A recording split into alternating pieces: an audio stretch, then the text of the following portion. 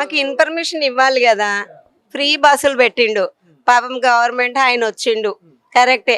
ఏంటంటే ఫ్రీ పెట్టిండు కానీ అన్ని అయిపోయినాక కేసీఆర్ ఉన్నప్పుడు అన్ని చేసి ఈయన చేస్తలేడు అంటుండు. అక్కడ డబ్బులు లేవు, ఆయన తప్పేం లేదు. కానీ కాకపోతే ఇప్పుడు సడల్మని చేసే మాకు ఆరోగ్యం బాగలేక కొంచెం మంది వస్తారు. ఇప్పుడు మా ఆయన కాలు ప్రాబ్లం ఉంది, అట్లా మేము వచ్చినాము. ఇప్పుడు మేము ఎక్కడ వెళ్ళాలి? ఒకటో రెండో బస్సులన్నీ ఇవ్వాలి కదా, మొత్తం బంద్ చేయకుండా. మేమంటే దగ్గర నుంచి వచ్చినాం, దూరం వాళ్ళ నుంచి వచ్చినాం. వాళ్ళ పరిస్థితి ఏం కావాలా? మేము ఇప్పుడు కామారెడ్డి వెళ్ళాలి, ఇంకా అవతలనే వెళ్ళాలి డాక్టర్ దగ్గరికి. ఇప్పుడు మా సిచ్యువేషన్ ఏంటి? ఏమంటారంటే 40 రోజుల ముందే ప్రభుత్వానికి చెప్పినాం, అయినా మమ్మల్ని పట్టించుకోలే అని అంటున్నారు. అసలు చెప్పనే లేదు. చెప్తే మేము ఎందుకు వస్తామండి? ఒక మాట చెప్పండి. వాళ్ళు చెప్తే మేము ఎందుకు వస్తాం? ఇవాళ రేపు వస్తాము, కానీ ఇది ఎమర్జెన్సీ కదా టాబ్లెట్లు అంటే. 1-2 బస్సులన్నా ఇవ్వాలి. ఏంటంటే డబ్బులు ఉన్న బస్సు వేసిండు, డబ్బులు లేని బస్సు వేయలేదు. డబ్బులు ఎందుకు అనవసరంగా గవర్నమెంట్ డబ్బులు లేని బస్సు పెట్టిండు, అన్ని మళ్ళీ ప్రజల మీదనే డబ్బులు తీస్తుండు. ఇప్పుడు కేసీఆర్ మంచోడు అన్నారు, ఈయన సెడ్డోడు అంటారు. కానీ ఈయననే మంచోడు అంటే ఆయననేమో డబ్బులు ఆదా చేసుకుండు, ఈయన డబ్బులు లేని దగ్గరకు వచ్చి ఇబ్బంది పడుతుండు. అవునా కాదా? అన్ని ఫ్రీ ఈయన బాగానే చేస్తుండు, చేసలేదని కాదు. డబల్ బెడ్రూమ్ ఇస్తా అన్నాడు, అవి ఇయ్యలే. ఆయన ఇచ్చినైనా ఈయన ఇయ్యాలి కదా మంచి పేరు తెచ్చుకోవడానికి. ఇంకా 5 years ఉండాలంటే అన్ని చెయ్యాల్సిందే మరి. ఉన్నోళ్ళకే డబల్ బెడ్రూమ్ ఇస్తుండు, లేని వాళ్ళకి ఏమి ఇవ్వట్లేదు. ఇప్పుడు ఇట్లా బస్సులకు ఇబ్బంది పెడితే ఇంత పబ్లిక్ ఎక్కడ వెళ్ళాలి? 1-2 అన్నా ఇయ్యాలి కదా. ఆయన రేవంత్ రెడ్డి దగ్గరకు వచ్చి మాట్లాడమన్నా మాట్లాడతాను.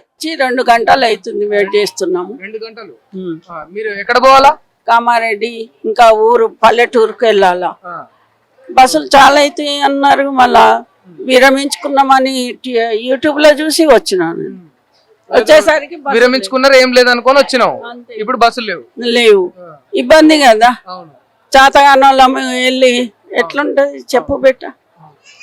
మరి ఎట్లా బస్సు పంపిస్తారా లేదా? కామారెడ్డికి మా ఇంటికి వెళ్తున్నా, హైదరాబాద్ కు మా చెల్లె ఇంటికి వచ్చిన. భర్త చనిపోతే సంవత్సరికమని వచ్చిన. ఈ రోజు ఇంటికి వెళ్ళాలని బయలుదేరినా, బస్సులు లేవు, ఒక్కదాన్నే ఉన్నా. మరి వెళ్ళాలి కదా బిడ్డ. అట్లా ఇబ్బంది, ఇట్లా ఇబ్బంది చేస్తే ఎట్లుంటది చెప్పు. మా ప్రభుత్వం కూడా డిసైడ్ చేయాలి కదా, వాళ్ళకు కూడా ఏదో ఒకటి మాట్లాడి చెప్తే కదా. అట్లా అని ఏమంటావమ్మా? అంటే సమర్థిస్తావా వీళ్ళని? ఇప్పుడు వీళ్ళకు చాలా బాధలు ఉన్నాయి, వాళ్ళకు కొన్ని డిమాండ్లు ఉన్నాయి, అవి నెరవేర్చలేని వాళ్ళు ధర్నాకు దిగిర్రు, సమ్మె చేస్తా ఉన్నారు. కొన్ని నెరవేర్చాలి కదా వాళ్ళవి. మనల్ని ఎంత పోకపోతే ఇళ్ళకు చేరకపోతే ఎంత ఇబ్బంది పడతాం. పిల్లలు ఉన్నారు, ఎదురు చూస్తారు. ఇల్లు చేరేదాకైతే బాధలే కదా. మరి ఎట్లా ప్రభుత్వం ముందుకు వచ్చి నిర్ణయం తీసుకోవాలా, ఇబ్బంది పెట్టొద్దు పబ్లిక్ ను. అది నా కోరిక. మీరు ఎక్కడ వెళ్ళాలా? రాలేదు కదా. ఇప్పుడు 60 బస్సు కూడా అక్కడ పోవంట. ఇప్పుడు ఫర్ ఎగ్జాంపుల్ ఇది ఉంది, ఏది ఆదిలాబాద్ రోడ్ అయితే ఒకటే కదా, బైపాస్ పోతాడు. ఇది అలా ప్యాసింజర్స్ లేరు అసలు, కూడా ప్యాసింజర్స్ లేరు. వాళ్ళు మొత్తం ఉపయోగించుంటే బాగుంటాయి వాళ్ళకు. అది వెయిట్ చేయాల్సి వస్తుంది. అంటే మెయిన్ స్టేషన్స్ కి వీటిని అంత దూరం లేదు కదా, 150 kilometers 150-200 kilometers కదా. మధ్యలో మెయిన్ స్టేషన్స్ ఉన్నాయి కదా, మెయిన్ డిస్ట్రిక్ట్ హెడ్ క్వార్టర్స్, అక్కడ ఆగితే బెటర్ అని. ఎందుకంటే ప్యాసింజర్ కూడా ఎక్కువ ఫుల్ అవుతారు, అక్కడ కలెక్షన్ కూడా బాగుంటుంది. వీళ్ళు కూడా డ్రైవర్స్ కానీ కండక్టర్స్ కానీ వాళ్ళు కూడా బాగుంటాయి కదా. వాళ్ళ ఫెసిలిటీస్ ఎక్స్టెండ్ చేయొచ్చు గవర్నమెంట్. ఆ విధంగా చేస్తే ఈ విధంగా చేస్తే బస్సు ఖాళీ పోతుంది. ఇటు లాభం లేదు, వాళ్ళకి లేదు, వీళ్ళకి లేదు. ప్యాసింజర్స్ కూడా సఫర్ అవుతున్నారు. ఒక బస్సు నిండాలంటే ఈ టైం లోపల నిండలేరు, ఏ బస్సు కూడా ఈ టైం లోపల. అట్లా ఓవరాల్ ఏం చెప్తారు అంటే, ఇప్పుడు ప్రభుత్వాన్ని వెంటనే డిమాండ్లు కంప్లీట్ చేయమని చెప్తారా, లేకపోతే సమ్మె విరమించుకొని కొంత ఎదురు చూడమని కార్మికులకు చెప్తారా?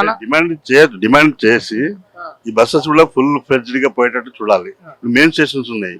ఇప్పుడు ఆదిలాబాద్ వెళ్ళే బస్సు ఇక్కడ మెయిన్ స్టేషన్స్ లో ఆగొచ్చు. ఇది ఫర్ ఎగ్జాంపుల్ నిజామాబాద్ కానీ నిర్మల్ కానీ ఇక్కడ ఆగొచ్చు. కానీ వాళ్ళు ఆవాలంటాం, అక్కడికే డైరెక్ట్ వెళ్తారంట. అది ఖాళీ అవుతుంది బస్సు. అట్లా వాళ్ళ డిమాండ్స్ ఎట్లా పూర్తి చేయాల్సి వస్తుంది? గవర్నమెంట్ కష్టమే కదా. అంటే మెయిన్ స్టేషన్స్ బస్సెస్ ఆపుకుంటే, ఎందుకంటే ప్యాసింజర్ లేడు, ఒక నిండిపోతే పర్వాలేదు వెళ్ళిపోండి, ఇంక వేరే బస్సు ఉంటుంది. అట్లా చూస్తే బెటర్ అది కలెక్షన్. ఇక చూడాలి ఇప్పుడు ప్రైవేట్ కూడా ఉంటాయి కదా, ఛాన్స్ ఉంటుంది. అది లేకుంటే ఈ కార్ అన్న ప్రైవేట్ వెళ్ళాల్సి ఉంటుంది. ఏదైనా ఇంపార్టెంట్ వర్క్ మీద వెళ్తున్నారా?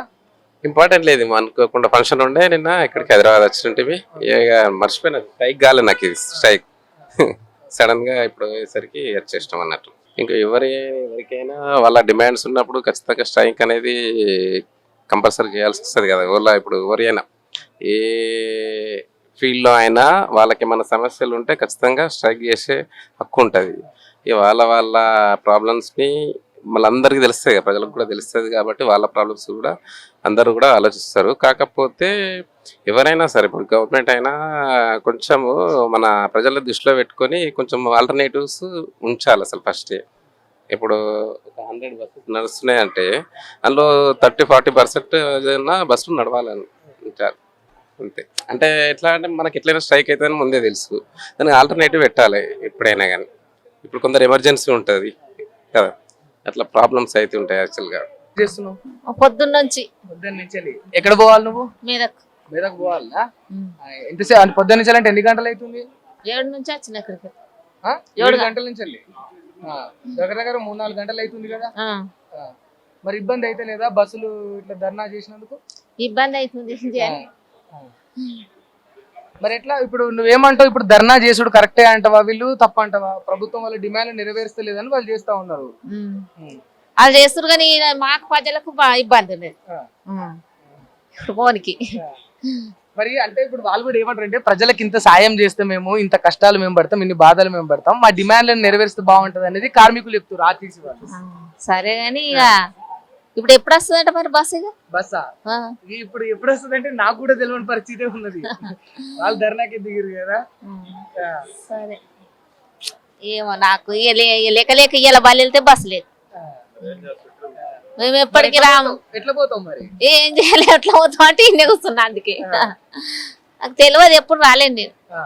ఏదన్నా అంటే ముఖ్యమైన పని మీద పోతున్నావా? ముఖ్యమైన పని మీద పోతున్నా. మరి ఎట్లా మరి బస్సు రాకపోతే ఏదైనా మాట్లాడుకొని పోతావా బండి? ఎట్లా ఏమో నాకు తెలియదు కదా అట్లా అని. ఒకదాని ఉన్నా నర్సాపూర్. మరి బస్సులు వస్తలేవట ఎట్లా? నాకు తెలియదు కదా సార్, ఇడికి వచ్చినాక తెలుస్తుంది. ఏం గంపలం కచ్చుకున్నా వచ్చింది బోయినపల్లికి. నీకు ఎవరు చెప్పలే? ఎవరు చెప్పలే. మరి ఎట్లా మరి బస్సు రాకపోతే ఎట్లా పోతావు?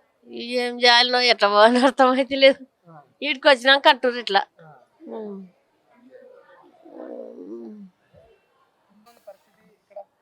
ఎట్లుంది, బస్సులు లేవు కదా. బస్సులు లేని ఏం చేస్తాం? బస్సులు బంద్.